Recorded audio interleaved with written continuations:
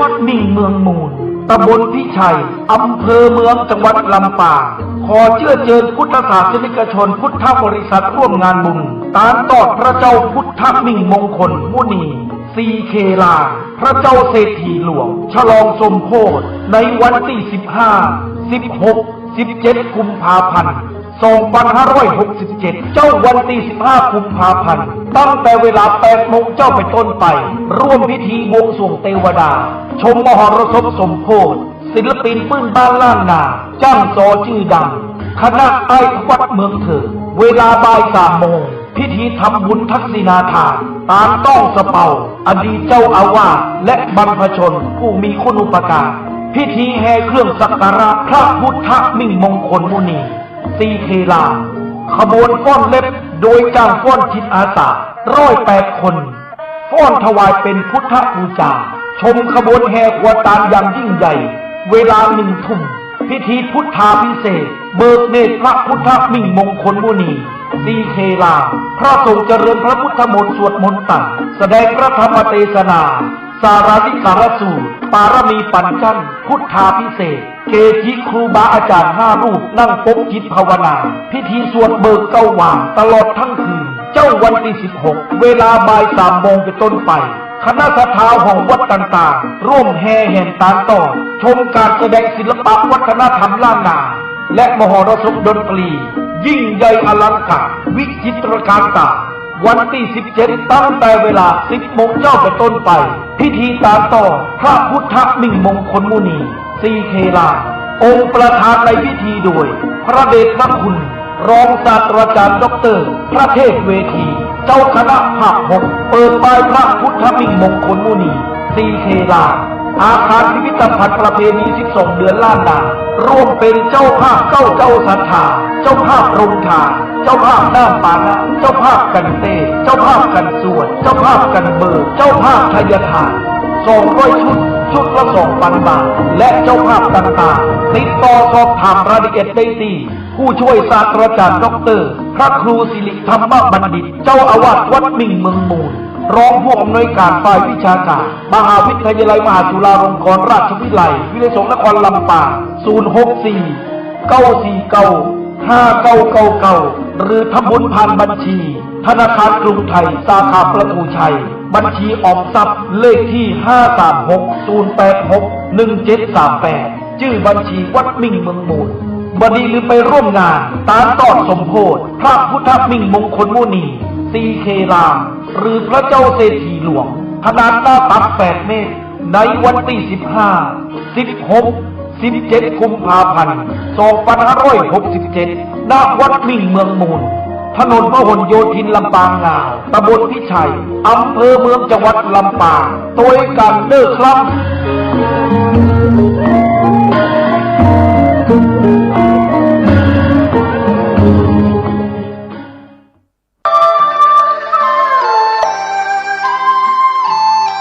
ข่าวสารเพื่อการประชาสัมพันธ์ขอเชิญชวนผู้ใจบุญใจกุศลร่วมบูรณะปฏิสังขรณ์วิหารวัดชัยสถานป่าเศร้าน้อยตำบลสันปุเรยอำเภอดอยสะเก็ดจังหวัดเชียงใหม่ปัจจุบันมีพระครูประภัชชัยคุณเป็นเจ้าอาวาสวัดชัยสถานป่าเศร้าน้อยเป็นเจ้าคณะตำบลสันปุเรยเขต 2พร้อมคณะศรัทธาภายในภายนอกร่วมกันบูรณะปฏิสังขรณ์วิหารของวัดชัยสถานป่าเศร้าน้อยกำหนดการเริ่มบูรณะตั้งแต่29 ธันวาคมพุทธศักราช 2566 ถึง 1 เมษายน พุทธศักราช 2567 ขณะนี้ได้เริ่มงานบูรณะปฏิสังขรณ์วิหารบางส่วนท่านผู้สนใจที่จะร่วมบุญร่วมกุศลติดต่อสอบถามรายละเอียดที่จะเป็นเจ้าภาพและร่วมทำบุญได้ที่ 0876572276 ได้ทุกวันก็เป็นข่าวสารประชาสัมพันธ์งานบุญงานกุศลเชิญท่านร่วมบูรณะปฏิสังขรณ์วิหารของวัดชัยสถานป่าเศร้าน้อยตำบลสันปุเรยอำเภอดอยสะเก็ดจังหวัดเชียงใหม่เพื่อเป็นสถานที่ประกอบศาสนพิธีในทางพระพุทธศาสนาได้บุญได้กุศลโดยทั่วหน้ากัน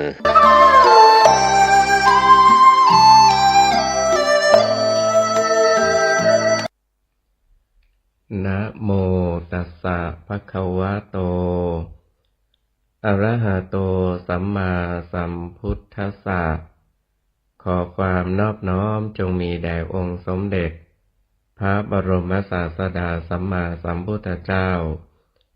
พระธรรมและพระอริยสงฆ์สาวกทั้งหลายขอเจริญพรกับญาติโยมสาธุชนทุกท่านวันนี้อาตมาภาพก็จะได้นำเอาเรื่องพระนางสามาวดีซึ่งเป็นตอนที่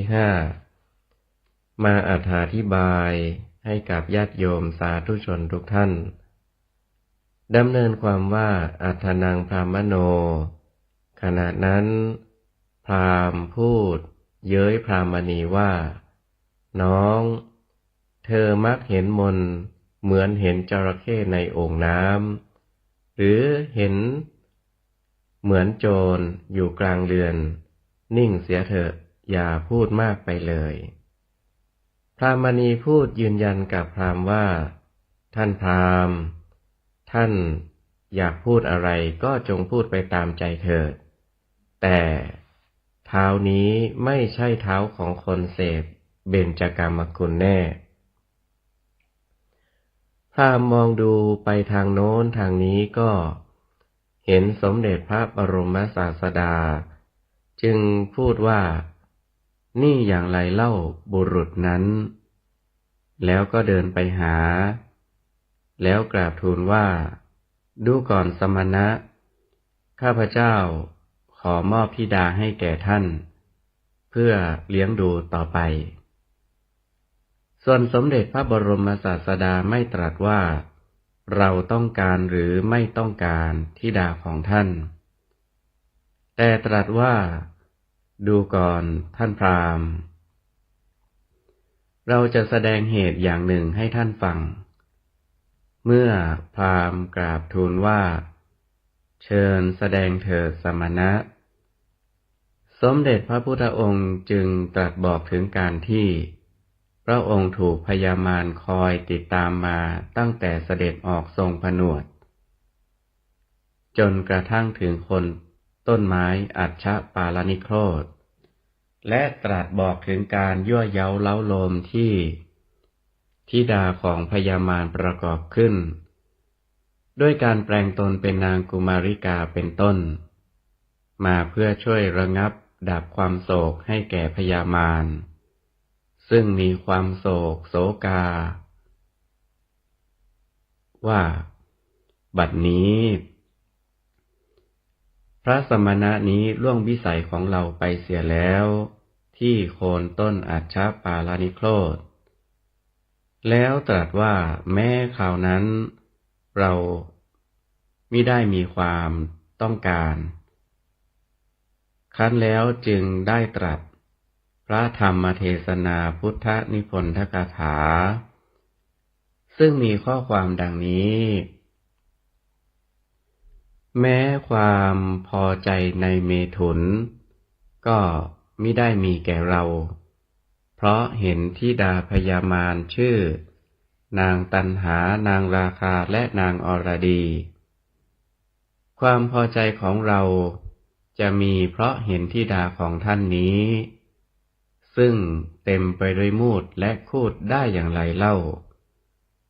เราไม่ปรารถนาจะแตะต้องธิดาของท่านนี้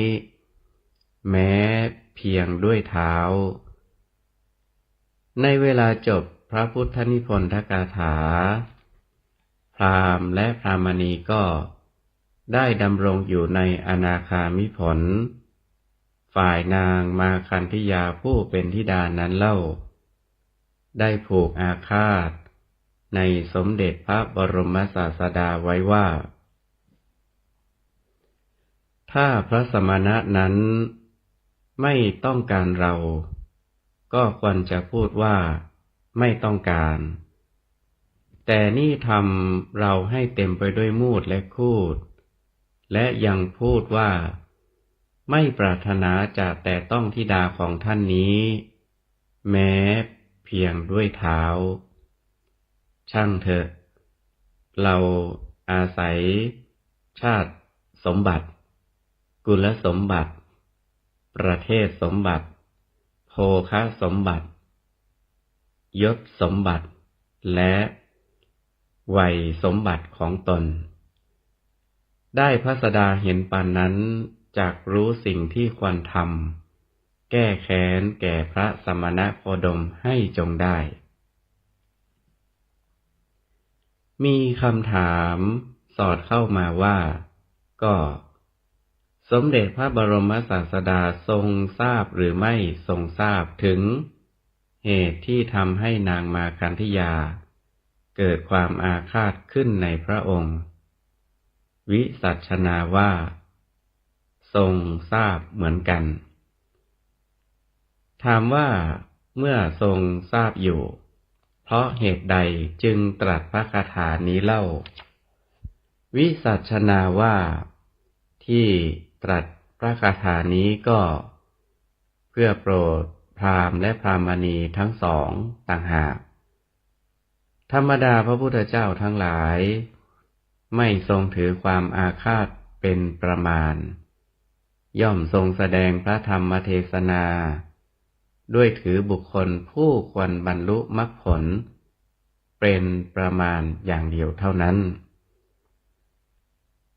ฝ่ายมารดาบิดานำนางมาคันธยานั้นไปให้จุลมาคันธยพราหมณ์ผู้น้องชายรับปกครองแล้วพากันไปยังสำนักของสมเด็จพระบรมศาสดาแล้วบวชทั้งสองคนต่อมาก็ได้บรรลุพระอรหันต์สำเร็จเป็นพระอรหันตขีณาสพในพระพุทธศาสนาฝ่ายจุลมาคันธยพราหมณ์คิดว่าธิดาของเราไม่คู่ควรแก่คนต่ำต้อยย่อมคู่ควรแก่พระราชาพระองค์เดียวเท่านั้นแล้วจึงได้พาธิดาไปยังเมืองโกสัมพีประดับแต่งตนอย่างเต็มที่แล้วก็นำไปทูลถวายแด่พระเจ้าอุเทนว่าอิทธิรัตนะนี้เป็นสิ่งคู่ควรแด่พระบารมีของพระองค์ผู้สมมุติเทวดาพระพุทธเจ้าค่ะฝ่ายพระเจ้าอุเทนพอทอดพระเนตรเห็นนางมาคันธยาเท่านั้นก็ทรงเกิดพระสิเนหาเป็นกำลังจึงพระราชทานการอภิเษกพระราชทานสตรี500ให้เป็นราชบริพารทรงสถาปนาไว้ในตำแหน่งอัครมเหสีต่อไปตอนนี้เป็นเรื่องของพระนางมาคันธยาซึ่งมีเนื้อความดังวิสัชนามาด้วยประการฉะนี้เอวมัสสะทิยัทธสหัสสนาตกิจถีปริวาราพระเจ้าอุเทนซึ่งเสวยราชสมบัติณกรุงโกสัมพีนั้นทรงมีพระอัครมเหสี3พระองค์ซึ่งทรงมีสตรีนาฏศิลปินเป็นบริวาร 1,500 คนก็สมัยนั้นแลในพระนครโกสัมพีมีเศรษฐีอยู่3ท่านด้วยกันคือโคสกะเศรษฐีกุตะเศรษฐีปาวาริกะเศรษฐีเศรษฐีทั้ง3ท่านนั้นเห็นพระดาบส500 องค์ซึ่งมาแต่ป่าหิมพานต์เที่ยวจาริกอยู่ในพระนครก็พากันเลื่อมใสจึงนิมนต์ให้อยู่ในสำนักของตนตลอดกาล4 เดือนเมื่อตลอด4 เดือนแล้วก็ให้พระดาบสทั้งหลายกลับไปจำเดิมแต่นั้นมาแม้พระดาบสทั้งหลายก็อยู่ในป่าหิมพานต์8 เดือน อยู่ในสำนักของเศรษฐีทั้งสามนั้น4 เดือนต่อมาภายหลังพระดาบสเหล่านั้นเมื่อมาจากป่าหิมพานต์เห็นต้นไทรใหญ่ต้นหนึ่งในป่าจึงพากันไปนั่งพักที่โคนต้นไทรใหญ่นั้นบรรดาพระดาบสเหล่านั้นพระดาบสผู้เป็นหัวหน้าจึงคิดว่าเทวดาที่สิงสถิตอยู่บนต้นไม้นี้จักไม่ใช่เทวดาต่ำต้อยเทพพระราชาผู้มีศักย์ใหญ่พึงอยู่บนต้นไม้นี้จะดีนักหนาถ้าเทพพระราชานี้จะพึงถวายน้ำดื่มแก่หมู่ฤาษีเทพพระราชาก็ได้จัดน้ำดื่มมาถวายพระดาบสคิดถึงน้ำสงฆ์เทพพระราชาก็ได้จัดแม้น้ำสงฆ์นั้นมาถวายแต่นั้นพระดาบสคิดถึงโภชนาหารเทพพระราชาก็ได้จัดแม้โภชนาหารนั้นมาถวายขณะนั้นพระดาบสได้มีความคิดดังนี้ว่าเทพพระราชานี้ย่อมถวายสิ่งที่เราคิดถึงแล้วทุกอย่างฉะไหนหนอเราจะพึงเห็นองค์เทพพระราชานั้นเทพพระราชานั้นก็ชำแรกลำต้นไม้มาแสดงตนให้เห็นขณะนั้นพระดาบสทั้งหลายจึงถามเทพพระราชานั้นว่าดูก่อนเทวดาผู้เทพพระราชาสมบัติของท่านยิ่งใหญ่มาก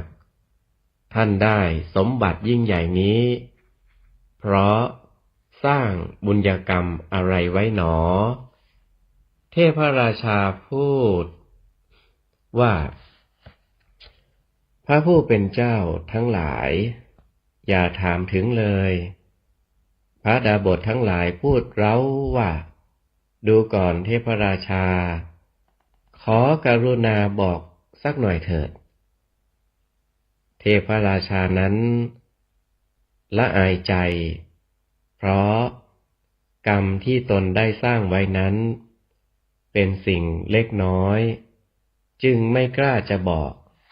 แต่เมื่อพระดาบสทั้งหลายขยันขยออยู่บ่อยๆจึงเรียนว่าถ้าเช่นนั้นขอนิมนต์พระผู้เป็นเจ้าทั้งหลายโปรดฟังแล้วก็เล่าเรื่องถวายต่อไปซึ่งมีใจความดังต่อไปนี้โสกิระเอโกทุกขตมนุสโสได้ยินว่าเทวดาผู้เทพราชานั้นเป็นมนุษย์เข็นใจคนหนึ่งส่อหางานจ้างได้งานจ้างในสำนักของอนาถบิณฑิกมหาเศรษฐีแล้วก็อาศัยงานนั้นเลี้ยงชีวิตอยู่มาเมื่อถึงวันรักษาอุโบสถวันหนึ่งท่านอนาถบิณฑิกมหาเศรษฐีกลับมาจากวัดแล้วถามคนในบ้านว่าใครได้บอกวันนี้เป็นวันรักษาอุโบสถแก่คนรับจ้างนั้นหรือเปล่าคนในบ้านเรียนว่าไม่มีใครได้บอกขอรับกระผมท่านเศรษฐีจึงสั่งว่าถ้าเช่นนั้นจงหุงต้มอาหารเย็นไว้ให้เขาด้วยแต่นั้นคนในบ้านจึงได้หุงข้าวสุกประมาณข้าวสารกำมือหนึ่งไว้เผื่อเขาวันนั้นคนรับจ้างนั้นครั้นทำงานในป่าแล้วพอเย็นก็กลับมาบ้าน เมื่อเขาคดข้าวมา ก็ยังไม่รับประทานทันที ด้วยคิดว่าเรายังหิวอยู่ แล้วคิดว่าวันอื่นๆในบ้านนี้ย่อมมีความโกลาหลโอลหม่านวุ่นวายไปว่าขอท่านจงคดข้าวให้ฉันขอท่านจงตักแกงให้ฉันขอท่านจงตักกับแกล้มให้ทานวันนี้พากันนอนเงียบเสียงหมดจัดอาหารไว้ให้แต่เราคนเดียวเท่านั้นนี่จะเป็นเหตุอะไรกันหนอจึงถามว่าคนอื่นๆรับประทานกันแล้วหรือคนในบ้านตอบว่าเราไม่รับประทานกันหรอกพ่อมหาจำเริญคนรับจ้างจึงถามว่าเพราะเหตุอะไรจึงไม่รับประทานกันคนในบ้านชี้แจงให้ฟังว่าที่บ้านนี้ย่อมไม่ทำอาหารเย็นในวันรักษาอุโบสถทั้งหลายทุกคนพากันรักษาอุโบสถศีลแม้ชั้นที่สุดพวกเด็กๆก็ที่ยังดื่มนมอยู่ท่านมหาเศรษฐีก็ให้บ้วนปากแล้วให้เอาจตุมัทุรสคือเนยน้ำมันน้ำผึ้งน้ำอ้อยใส่ปากทำให้เป็นคนรักษาอุโบสถเช่นเดียวกันเมื่อประทีปน้ำมันซึ่งปรุงด้วยของหอมลุกสว่างอยู่พวกเด็กเล็กเด็กโตก็พากันสวดอาการ32ทวัตติงสาการอยู่ที่นอนแต่พวกเราเผลอไปไม่ได้บอกวันนี้เป็นวันรักษาอุโบสถแก่เจ้าเพราะฉะนั้นจึงหุงข้าวไว้สำหรับเจ้าเท่านั้นเชิญรับประทานอาหารนั้นเถิดคนรับจ้างพูดว่าถ้าฉันจะรักษาอุโบสถเดี๋ยวนี้จะเป็นเรื่องสมควรแล้วแม้ฉันก็จะพึงรักษาอุโบสถเหมือนกันพวกคนในบ้านตอบว่าท่านเศรษฐีจึงจะรู้เรื่องนี้คนรับจ้างขอร้องว่าถ้าเช่นนั้นกรุณาท่านไปถามท่านดูให้ด้วยพวกคนในบ้านจึงไปเรียนถามท่านเศรษฐีฝ่ายท่านเศรษฐีได้แนะนำอย่างนี้ว่าเมื่อเขาไม่รับประทานอาหารบ้วนปากแล้วสมาทานเอาองค์อุโบสถศีลเดี๋ยวนี้ก็จักได้อุโบสถกึ่งหนึ่งคนรับจ้างได้ฟังดังนั้นจึงได้ปฏิบัติตามเหมือนอย่างที่ท่านเศรษฐีแนะนำนั้นด้วยประการฉะนี้ตัสสะสักกะทิวสังกัมมังกตวาเมื่อคนรับจ้างนั้นหิวโหยรวยแรงเพราะทำงานมาตลอดวันยังค่ำลมจึงได้กำเริบขึ้นในตัวของเขาเอาเชือกผูกรัดท้องจับปลายเชือกแล้วกลิ้งไปกลิ้งมาท่านเศรษฐีทราบพฤติกรรมนั้นจึงส่องคบเพลิงให้คนอื่นให้คนถือเอาจตุมัทุรสมายังสำนักของคนรับจ้างนั้นแล้วถามว่าพ่อมหาจำเริญเป็นอะไรไปคนรับจ้างเรียนว่ากระผมเป็นลมขอรับท่านเศรษฐีบอกว่าถ้าเช่นนั้น เธอจงลุกขึ้นรับประทานยานี้เสียเถิดคนรับจ้างเรียนถามว่าแม้ท่านทั้งหลายรับประทานแล้วหรือขอรับกับผมท่านเศรษฐีพูดว่าพวกเราไม่ได้เป็นอะไรเธอจงรับประทานเถิดคนรับจ้างเรียนว่าท่านขอรับเมื่อกระผมรักษาอุโบสถก็ไม่อาจจะรักษาได้ทั้งหมดมาแล้วแม้อุโบสถกึ่งหนึ่งของกระผมอย่าได้บกพร่องไปเลยครั้นแล้วก็ไม่ปรารถนาที่จะรับประทานยาแม้ท่านเศรษฐีจะได้แนะนำว่าพ่อมหาจำเริญเธออย่าได้ทำอย่างนั้นเลยจงรับประทานเสียเถิดเขาก็ไม่ยอมรับประทานพอรุ่งอรุณเขาก็ได้ถึงแก่มรณกรรมไปเหมือนดังดอกไม้ที่โรยไปฉะนั้นแล้วก็ได้ไปบังเกิดเป็นเทวดาอยู่ที่ต้นไทรนั้นเพราะฉะนั้นเทวดาผู้เทพราชาครั้นเล่าเรื่องนี้แล้วจึงเรียน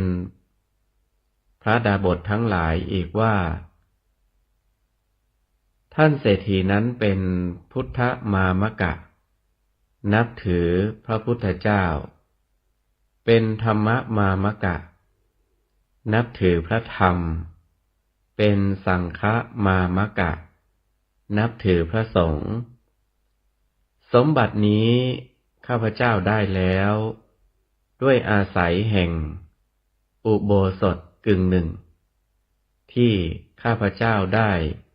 รักษามาเพราะอาศัยท่านเศรษฐีนั้นพุทโธติวจนังสุตวาวะฝ่ายพระดาบท500พอได้ยินคำว่าพุทโธเท่านั้นก็ลุกขึ้นประนมมือแก่เทวดาแล้วถามว่าท่านกล่าวว่าพุทโธหรือท่านกล่าวว่าพุทโธหรือท่านกล่าวว่าพุทโธหรือแล้วกล่าวปฏิญาณ3 ครั้งว่าข้าพเจ้ากล่าวว่าพุทโธข้าพเจ้ากล่าวว่าพุทโธข้าพเจ้ากล่าวว่าพุทโธดังนี้แล้วเปล่งอุทานว่าแม้เสียงประกาศนี้หาได้ยากในโลก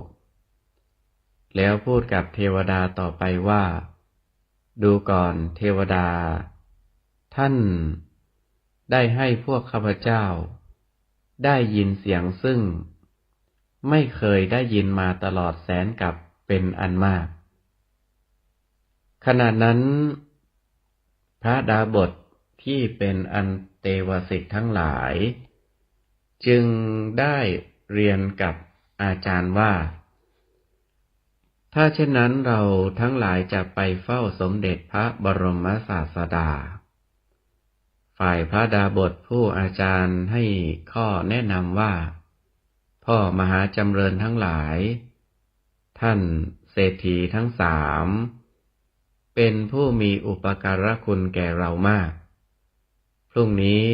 เราจะไปรับภิกษาหารที่นิเวศของท่านเศรษฐีทั้ง3นั้นแล้วเรียนให้ท่านทั้ง3ทราบเสียก่อนแล้วจึงจักไปพวกเธอจงงดไว้ก่อนพ่อมหาจำเริญทั้งหลายพวกดาบทอันเตวสิกก็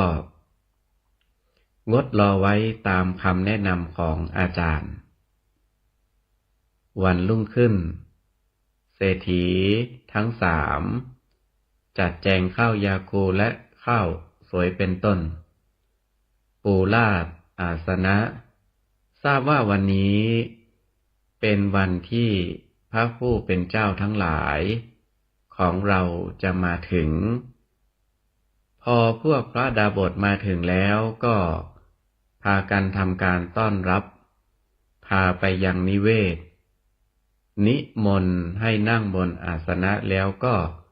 พากันถวายภิกษาหารฝ่ายพระดาบสเหล่านั้นครั้นฉันภัตตาหารเสร็จแล้วจึงเรียนท่านเศรษฐีทั้งสามว่าอาตมาทั้งหลายจักขอลาไปท่านเศรษฐีทั้งสามถามว่าพระผู้เป็นเจ้าผู้เจริญทั้งหลายพระผู้เป็นเจ้าได้รับปฏิญญาของพวกข้าพเจ้าไว้ตลอด4 เดือนในพรรษาแล้วมิใช่หรือท่านบัดนี้พระผู้เป็นเจ้าทั้งหลายจะไปที่ไหนพระดาบสทั้งหลายตอบว่าได้ยินว่าพระพุทธเจ้าเกิดขึ้นแล้วในโลกพระธรรมเกิดขึ้นแล้วในโลกพระสงฆ์เกิดขึ้นแล้วในโลกเพราะฉะนั้นพวกอาตมาจะพากันไปเฝ้าสมเด็จพระบรมศาสดาท่านเศรษฐีทั้งสามเรียนถามว่าก็การไปเฝ้าสมเด็จพระบรมศาสดานั้นสมควรแต่เฉพาะพระผู้เป็นเจ้าทั้งหลายเท่านั้นหรือพวกพระดาบสตอบว่าแม้คนพวกอื่นก็มิได้ห้ามท่านเศรษฐีทั้งหลายท่านเศรษฐีทั้งสามจึงเรียนว่าถ้าเช่นนั้นขอให้พระผู้เป็นเจ้าทั้งหลายรออยู่ก่อนแม้พวกข้าพเจ้าทำการตรัสย้ำแล้วก็จักไปด้วยพระดาบสทั้งหลายพูดว่าเมื่อท่านทั้งหลายทำการตรัสย้ำอยู่ก็จะทำให้พวกอาตมาชักช้าไปพวกอาตมาจะไปก่อนพวกท่านจงไปตามทีหลังเถิดครั้นแล้วก็พากันไปก่อนเห็นพระพุทธเจ้าแล้วก็พากันสรรเสริญกราบถวายบังคมแล้วก็นั่งอยู่ณที่ควรส่วนข้างหนึ่งลำดับนั้นสมเด็จพระบรมศาสดาได้ตรัสอนุปุพพิกถาทรงแสดงพระธรรมเทศนาโปรดพวกพระดาบสเหล่านั้นในเวลาจบพระธรรมเทศนาพระดาบสทั้ง500ก็ได้บรรลุพระอรหันต์พร้อมด้วยปฏิสัมภิทาทั้ง4แล้วกราบทูลขอบรรพชาในลำดับแห่งพระพุทธดำรัสว่าขอท่านทั้งหลายจงมาเป็นภิกษุเถิดท่านทั้งหลายจงมาเป็นภิกษุเถิดพระดาบสเหล่านั้นก็ได้สำเร็จเป็นเอหิภิกขุผู้ทรงไว้ซึ่งบาทและจีวรอันสำเร็จด้วยฤทธิ์ด้วยประการฉนี้เตปิโขตโยเศรษฐิโนฝ่ายเศรษฐีทั้งสามแม้นั้นก็พากันเอาเกวียนคนละ500 เล่มบรรทุกเครื่องอุปกรณ์แห่งทานมีพัดเครื่องนุ่งห่มเนยใสน้ำมันน้ำผึ้งน้ำอ้อยเป็นต้นไปถึงเมืองสาวัตถีเข้าไปยังพระเชตวันมหาวิหารกราบถวายบังคมพระบรมศาสดาฟังพระธรรมเทศนาแล้วในเวลาจบพระธรรมเทศนาก็ได้ดำรงอยู่ในโสดาปัตติผลแล้วพากันบำเพ็ญทานอยู่ในสำนักของพระบรมศาสดาประมาณกึ่งเดือนแล้วกราบทูลอาราธนาขอให้พระบรมศาสดาเสด็จไปเมืองโกสัมพี เมื่อสมเด็จพระบรมศาสดาประทานพระปฏิญญาตรัสว่าดูก่อนขหบดีพระตถาคตทั้งหลายย่อมยินดีในเรือนว่างจึงพากันกราบทูลว่าข้อนั้นพวกข้าพระพุทธเจ้าทราบแล้วพระพุทธเจ้าค่ะขอให้พระพุทธองค์เสด็จไปเมื่อข้าพระพุทธเจ้าทั้งหลายส่งสารมากราบทูลครั้นแล้วก็พากันกลับไปเมืองโกสัมพีแล้วพากันสร้างพระมหาวิหารขึ้น3 แห่งคือโคสกะเศรษฐีสร้างวัดโคสิตารามกุกุตาเศรษฐีสร้างวัดกุกุตารามปาวาริกาเศรษฐีสร้างวัดปาวาริการามเมื่อสร้างเสร็จแล้วก็พากันส่งสารไปกราบทูลสมเด็จพระบรมศาสดาเพื่อเสด็จสู่เมืองโกสัมพีสมเด็จพระบรมศาสดาครั้นทรงทราบสารของท่านเศรษฐีทั้ง3นั้นแล้วก็ได้เสด็จไปเมืองโกสัมพีท่านเศรษฐีทั้ง3พากันรับเสด็จพระพุทธดำเนินนำเสด็จเข้าไปสู่พระวิหารแล้วก็ได้มอบถวายพระวิหารว่าอิมังวิหารังจาตุทิสะพุทธปมุขคัสสะภิกขุสังคสะเทมิข้าพเจ้าขอถวายพระวิหารนี้แด่ภิกษุสงฆ์จากทิศทั้ง4มีพระพุทธเจ้าเป็นประธานแล้วก็ผลัดเปลี่ยนวาระกันเฝ้าปฏิบัติตามลำดับฝ่ายสมเด็จพระบรมศาสดาก็เสด็จประทับอยู่ในพระวิหารแต่ละแห่งทุกวัน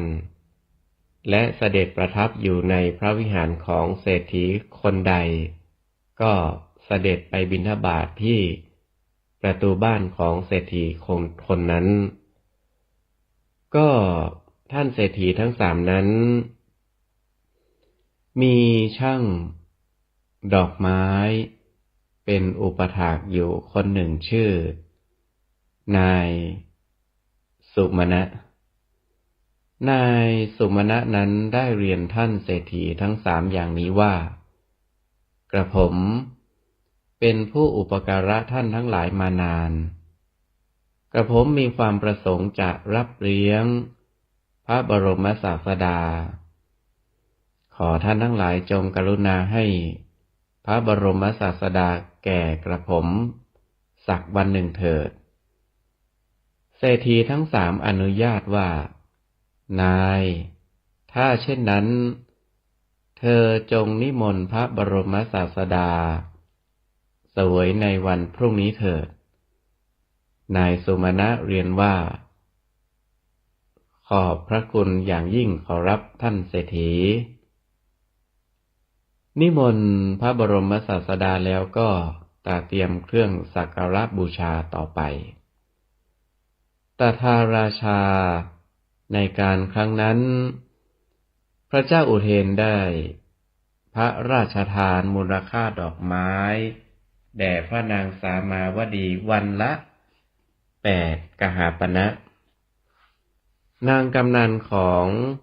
พระนางสามาวดีนั้นชื่อว่าขุดชุตรามีหน้าที่ไปจ่ายดอกไม้เป็นประจำที่ร้านของนายสุมาณะมาลาการก็แลวันนั้นเมื่อนางมาถึงนายสุมาณะมาลาการจึงขอร้องว่าฉันนิมนต์พระบรมศาสดาไว้วันนี้ฉันจักต้องบูชาพระบรมศาสดาด้วยดอกไม้อันเลอเลิศทั้งหลายขอเชิญอยู่ก่อน ช่วยเป็นสหายในการอังคาดเลี้ยงดูฟังธรรมเสียก่อนแล้วจึงค่อยเอาดอกไม้ที่เหลือไปนางขุดชุตราก็รับคำเชิญว่าดีแล้วค่ะส่วนนายสุมาณมาลาการอังคาดเลี้ยงดูภิกษุสงฆ์มีองค์พระพุทธเจ้าเป็นประธานเสร็จแล้วก็ได้รับเอาบาตรเพื่อให้ทรงกระทำอนุโมทนาสมเด็จพระบรมศาสดาทรงเริ่มแสดงพระธรรมเทศนาอนุโมทนาฝ่ายนางกุฎชุตราขณะฟังธรรมกถาของสมเด็จพระบรมศาสดาอยู่นั้นก็ได้ดำรงอยู่ในโสดาปัตติผลในวันอื่นๆนางเบียดบังเอามูลค่าดอกไม้ไว้สำหรับตนเสีย4 กหาปณะจ่ายค่าดอกไม้ไปเพียง4 กหาปณะแต่วันนั้นจ่ายเอาดอกไม้ไปทั้ง8 กหาปณะดังนั้นพระนางสามาวดีจึงตรัสถามเธอว่าแม่ขุดชุตราทูลกระหม่อมพี่พระราชทานเพิ่มค่าดอกไม้ให้ฉันเป็น2 เท่าหรือนางขุดชุตรากราบทูลว่าหามิได้เพคะพระนางสามาวดีซักว่าเมื่อเป็นเช่นนั้นทำไมดอกไม้จึงมากขึ้นเล่านางขุดชุตรากราบทูลสารภาพผิดว่าในวันอื่นๆหม่อมฉันได้เบียดบังเอาเพื่อตนเสีย4 กหาปณะจ่ายเอาดอกไม้มาถวายเพียง4 กหาปณะพระนางสามาวดีทรงซักอีกว่าวันนี้ทำไมเจ้าไม่บังเอาเล่านางขุดชุตรากราบทูลถึงเหตุว่าที่ไม่บังเอานั้นเพราะหม่อมฉันได้ฟังพระธรรมกถาของสมเด็จพระบรมศาสดาสัมมาสัมพุทธเจ้าได้บรรลุถึงธรรมแล้วครั้งนั้นพระนางสามาวดีไม่ทรงตวาดว่าหญิงชาติชั่วจงเอากหาปณะที่โกงเอาไปตลอดกาลเท่านั้นเท่านี้มาคืนให้แก่ข้ากลับรับสั่งว่าแม่มหาจำเริญเจ้าจงช่วยให้พวกเราได้ดื่มน้ำอมฤตธรรมที่เจ้าดื่มแล้วด้วยเถิดเมื่อนางขุดชุตรากราบทูลว่าถ้าเช่นนั้นขอจงทรงพระกรุณาให้หม่อมฉันอาบน้ำก่อนเพคะพระนางสามาวดีจึงทรงพระกรุณาโปรดให้เธออาบน้ำหอมถึง16 หม้อ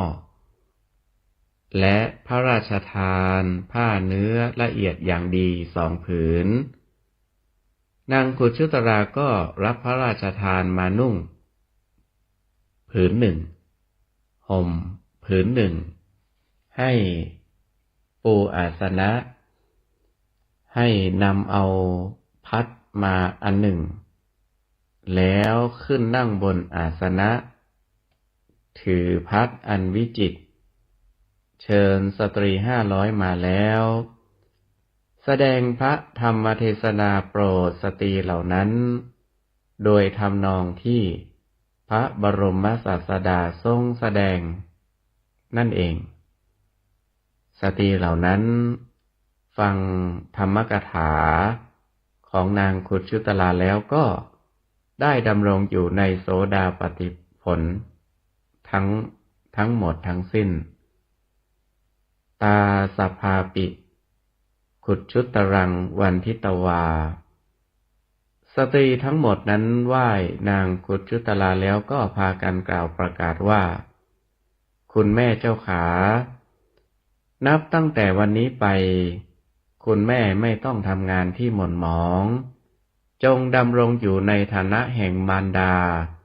และฐานะแห่งอาจารย์ของพวกดิฉันไปเฝ้าพระบรมศาสดาฟังธรรมที่พระองค์ทรงแสดงแล้วนำมาแสดงโปรดพวกดิฉันทั้งหลาย